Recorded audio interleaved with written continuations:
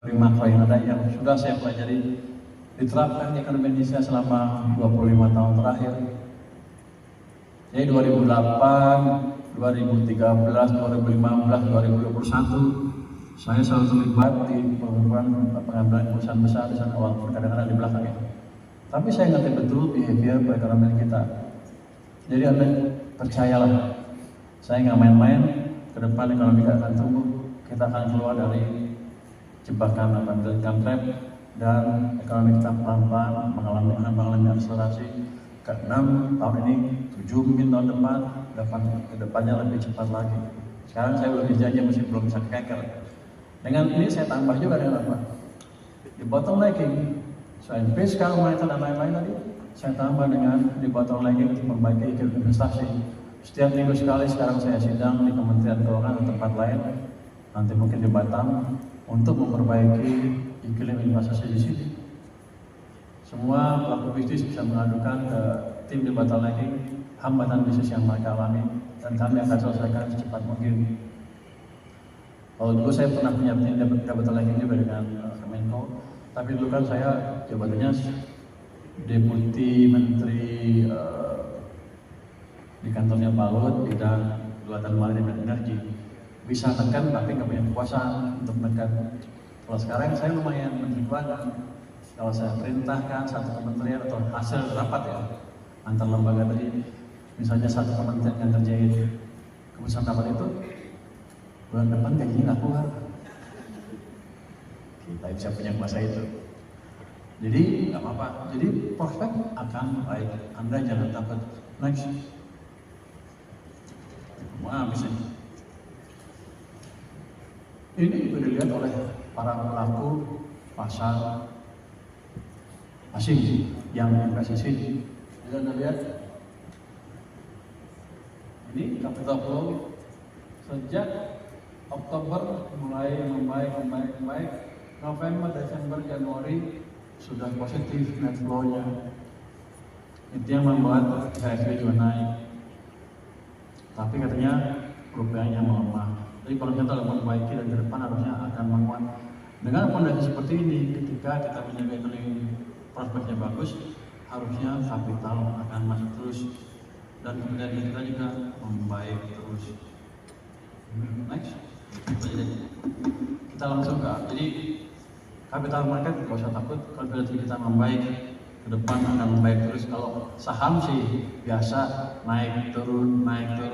Karena kalau naik terus broker nggak untung, turun terus juga nggak untung, flat juga nggak untung. Mereka yang bikin naik terus. Tapi yang jelas Anda ngerti ke depan hal seperti apa. Pada dasarnya fundamental ekonomi yang mempengaruhi pergerakan bursa saham kita. Next, ini halaman habis waktunya. Halaman 11 nih. 2 menit lagi. Lanjut Pak. Nggak habis. Jadi gini. Orang kan mengkritik saya sebentar lagi, dan sebelumnya udah kritik. Itu fiskal defisitnya gelembung, mendekati 3% limitnya. Kenapa upaya seperti itu? Sebenarnya kalau fiskal itu saya buat defisit 2% juga bisa. Saya berhenti semua belanja jadi 2%. Tapi kita sedang menjalankan kebijakan apa yang disebut dengan counter cyclical. Tadi kan saya tunjukkan waktu demand jatuh semuanya. Kalau kita perlambat fiskal semakin jatuh. Kita naikin pajak biaya cukai makin jatuh. Jadi selama ini saya nggak pernah naikin tarif pajak biaya cukai. Tapi saya pastikan yang ada diambil se-ini mungkin. Dan kita coba sekecil mungkin ya, seoptimal mungkin tadi dengan pada. Tapi kita coba balikan ekonomi sana. Dari sisi pemerintah belanja, dari sisi yang lain-lain ada pemerintah saya masukin semuanya. Itu membalikan ekonomi. Jadi dampaknya juga fiskalnya juga defisitnya melebar. Tapi itu suatu langkah yang perlu dilakukan. Kalau enggak kita kayak 1998 lagi, pilih yang mana? Jadi ekonomi itu selalu memilih di antara yang sulit. Katanya kan ekonomi kan ilmu scarcity selalu dihadapi oleh para ekonom. Dan seperti ini akan kita hadapi terus ke depan. Yang penting kita pintar-pintar mengambil keputusan yang optimal. Kalau kata beberapa buku ekonomi, itu emang selalu kita hadapi. Kenapa? Karena kita sudah tidak hidup di surga lagi. Sejak manusia jatuh ke dunia, ilmu ekonomi selalu diperlukan untuk menghadapi scarcity atau kelangkaan. Kenapa? Sekarang saya nggak punya duit, utang. Lambat ketemunya, pinjam uang ke situ. Semuanya gitu. Bapak di rumah juga kadang-kadang nggak punya duit kan, ada buat ini orang kayak semua sih. Orang-orang umum seperti itu. Dan itu yang selalu kita hadapi. Jadi kita bisa menjaga pertumbuhan ekonomi tetap 5,2 lebih rendah sedikit lah. Program prioritasnya berjalan, kemiskinan turun, tapi fiskal tadi ekspansinya masih memperhatikan defisit di level yang ya atas sedikit, tapi tidak pernah terhukum di 2,92%. Kita sadar itu, tapi kita ingin mengoptimalkan mesin yang kita miliki untuk menjaga supaya ekonominya tidak jatuh. Sepertinya lebih mahal kalau yang ngerti, tapi untuk saya lebih murah dibanding kita ngalamin krisis, apalagi jatuh kayak 1998. Ini yang selalu di kepala kami di Kementerian Keuangan. Next, Anda lihat di situ defisitnya mencapai 2,92. Tapi yang lucu nih, pajak saya berdasarkan. Kapur bayar. Kapur.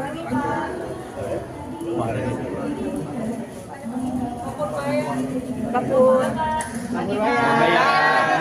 Ayo Pak, ngobrol-ngobrol sebentar Pak. Bentar aja Bu. Ya, foto yang tadi ya, udah dulu.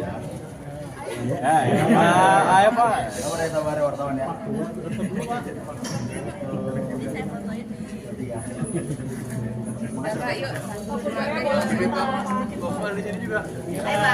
Pak Rupiah sama HSG. Pak Rupiah sama HSG muat, apakah ada efek dari Pak Thomas kemarin terpilih Pak? HSG sama Rupiah menguat Pak hari ini sama kemarin. Apakah ada efek? Pak Thomas aja memang langkah Bank Sentral sudah lebih baik dibanding sebelumnya saya pikir. Pak, kamera Pak. Kamera Pak ya. Kita serahkan semuanya ke Bank Sentral kan untuk mengendalikan nilai tukar, dan kita percaya mereka mampu dan dalam waktu sebentar aja udah menguatkan. Apalagi kalau saya lihat si dolar akan cenderung dilemahkan kan di pasar global, yen dikuatkan, itu biasanya berpengaruh. Kalau concerted effort seperti itu biasanya berpengaruh ke nilai tukar dolar ke mata uang yang lain dalam jangka waktu yang cukup panjang. Jadi kalau kita dikit harusnya rupiah gampang sekali berkuat lebih jauh dari level yang sekarang. Kalau saya di keuangan ya kewajiban saya hanya memastikan bahwa program-program ekonomi yang berjalan dengan baik, fondasi ekonomi yang baik ke depan, dan investor melihat itu dan mereka masuk ke sini sehingga rupiah ikut menguat dengan signifikan. Saya pikir arahnya ke sana karena perbaikan ekonomi kita bukan cuma data yang kertas, kita akan betul-betul perbaiki. Pak Purbaya, Pak Thomas jadinya diganti siapa nih Pak? Jadi tukar guling nggak Pak? Pak, kamera Pak. Saya nggak tahu, saya katanya mesti nggak boleh ngomong duluan, harus dengerin. Tapi sudah ada nama Pak? Nah, sudah yang bocoran itu kan Yang kita bocoran tahu. itu betul Pak? Kelihatannya. Kamera Pak. Dan saya sudah ketemu dengan beliau dan kelihatannya sih itu salah satu calon yang kuat ya. Baju dagung ya. Ya? Kelihatannya dia calon yang kuat. Emang ada berapa calon sih Pak? Saya nggak tahu. Kan itu di presiden tahu itunya. Minggu ini ya Pak itu? Apanya? Ditentukannya. Pelantikan saya dengar sih Februari ya. Ada yang bilang harusnya Februari. Kan apa sih? Sekarang tanggal Februari. Berarti minggu depan. Nanti wamen yang baru penugasannya sebagai apa? Pendidikan politik yang selama ini diisi oleh Pak Thomas atau ada penugas sekarang? Ya seperti itu aja. Saya juga nggak tahu pembagiannya seperti apa. Pokoknya kita kerja aja udah. Yang macet-macet saya beresin. Tapi bea cukai dan pajak saya tangani langsung karena itu penting buat penerimaan tahun ini dan untuk menekan defisit anggaran kita. Tadi Pak Barat Bapak bilang tentang defisit yang melemah itu untuk mendorong Ya, perekonomian. itu kan aneh yang saya banyak juga baca di TikTok yang protes-protes lu defisitnya gede lu gini-gini nggak becus gitu. Enggak, itu memang strategi untuk membalik arah ekonomi. kita harus memberikan semua instrumen yang ada di kita untuk membalik arah ekonomi supaya nggak turun terus ke bawah. Kan saya ngomong kasih 200, ekonomi akan bagus. Kalau diem aja, orang nggak ngerasa, ekonomi akan terus memburuk ke bawah. Jadi saya kasih itu, kita kasih, pemerintah memberi BLT, BLTS, kalau program magang dan lain-lain yang kita habiskan di luar kabupaten lalu, dan anggaran kementerian lembaga juga kita dorong untuk tumbuh seoptimal mungkin. Kalau nggak ada itu, ya kita cuma ngomong tapi kami terus ke bawah. Itu cost yang harus kita bayar untuk kembalikan arah ekonomi. Tapi yang penting kan fiscal sustainability-nya kita jaga terus. Gitu. Pas benar 2026 apa enggak defisit style defisit yang mepet gitu? Oh, defisit akan ada terus mungkin tahun ini masih ada kalau kita lihat anggarannya. Tapi saya akan lihat, saya kan sedang perbaiki bea cukai dan pajak. Ini serius besok di Obrak-abrik tuh salah satu. Itu harusnya akan memperbaiki cara kerja pajak dan bea cukai, dan harusnya yang bocor-bocor itu nggak akan terjadi lagi. Tapi jadi Pas sebenarnya bagaimana MBG kondisi jadi dipotong nggak? pendapatan ekonomi kita, Pak? MBG akan kita lihat seperti apa. Saya sih nggak anti program MBG, tapi saya ingin lihat programnya berjalan secara optimal. Nanti kan kita sisir satu-satu, ada nggak yang nggak optimal, ada nggak yang bisa kita sisihkan untuk entah mengurangi defisit atau kita alihkan ke program yang lebih baik. Pas sebenarnya bagaimana anggarannya sampai Aktivitas program MBG-nya. penyerapan anggarannya gimana Pak sampai saat ini? MBG. Salah satu yang paling cepat, mungkin kecepatan. Kira-kira kalau yang mau dipotong apanya tuh Pak? Belum tahu, saya akan lihat. Tapi kalau kita lihat rekod tahun lalu yang habisnya sekian puluh triliun, nggak sampai 100 kan itu. Kalau untuk kuliah tahun ini dengan penambahan yang penuh manfaatnya, kita bisa ukur kira-kira berapa sih, dan kita bisa lihat paling nggak penglihatan pertama tuh kita lihat, kita overview, kita lihat gitu, sepertinya ada yang berlebih. Yang bisa dihemat apa tuh Pak kira-kira? Nanti saya akan rapat dengan anggaran minggu ini, kalau nggak besok mungkin, atau kita satu line by line seperti apa. Makasih ya.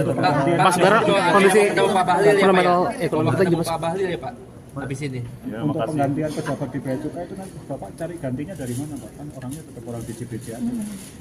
Kalau Bapak mau perbaikan, apakah nanti tetap orang DJBJ yang mungkin lebih muda, atau Bapak cari dari luar Bapak masukin ke DJBJ? Ada yang lebih mudah naik, ada yang saya tukar, ada dari luar kan biasanya sih nggak tahu operasi besok kayak akan lebih lama. Pak soal Tapi yang jelas nanti beberapa pejabat itu saya rumahkan aja. Pak soal kondisi Alasannya apa Pak? fundamental Untuk message bahwa kita serius tahun ini. Jadi pejabat di 4 pelabuhan besar, 1, 2, 3, 4 pelabuhan, 5 pelabuhan besar kita ganti semua. Oke, makasih. fundamental ekonomi kita seperti apa, Pak? Kan berapa orang? Ya, terima kasih.